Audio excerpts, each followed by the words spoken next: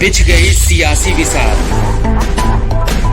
खेला जा रहा है सियासी खेल, जारी है वार पलटवार। शह और मात के खेल में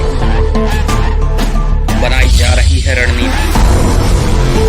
कौन पड़ेगा किस पर भारी, ये कभी भी सिर्फ हस्तक्षेप.com पर अमलेंदु उपाध्याय के साथ।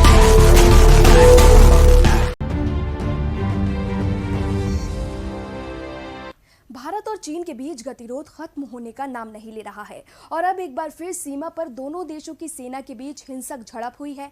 बताया जा रहा है कि झड़प 29 और 30 अगस्त की रात हुई है। क्या है ये पूरा मामला, इस रिपोर्ट के जरिए देखिए। भारत चीन पर चल रहा विवाद अब और बढ़ गया है। दरअसल भारत और चीन के सैनिकों के बीच एक बार फिर सीमा पर झड़प हुई है। ईस्टर्न लद्दाख में पेंगोंग झील इलाके के पास दोनों देशों के सैनिक 29 और 30 अगस्त की रात को आमने सामने आए।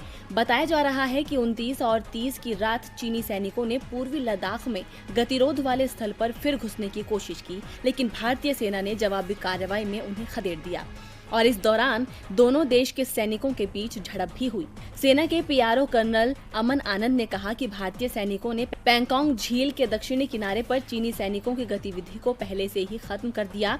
साथ ही उन्होंने कहा कि सेना के जवानों ने भारतीय पोस्ट को मजबूत करने और जमीन पर तथ्यों को एक तरफा बदलने के लिए चीनी इरादों को विफल करने की कार्रवाई की। पीआरओ ने आगे ये भी कहा कि भारतीय सेना बातचीत के जरिए शांति बनाए रखने के लिए प्रतिबद्ध है, लेकिन चीन हर बार अपनी जुबान से उलट ही काम करता है। आपको बता दें कि बीते दिन फिंगर 4 को लेकर दोनों देशों की सेनाओं में बात हुई थी। फिंगर 4 को लेकर तनाव बढ़ता जा रहा है क्योंकि यहाँ पर अब चीनी सेना ने अपना कब्जा जमा लिया है।